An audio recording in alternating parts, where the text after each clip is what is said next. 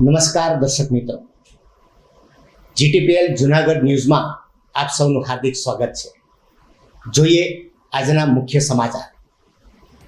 વડાપ્રધાન નરેન્દ્ર મોદી સોમવારે સોમનાથ મહાદેવના ચરણોમાં શીશ ઝુકાવશે. આઈસીડીએસ જુનાગઢ અને અપરાજિતા ફાઉન્ડેશન વચ્ચે MOU કરાઈ. વેકેશનમાં સિંહ દર્શનના ક્રેઝને લઈ ગિરનાર સફારીમાં 31 મે સુધી પરમિટ ખોટ.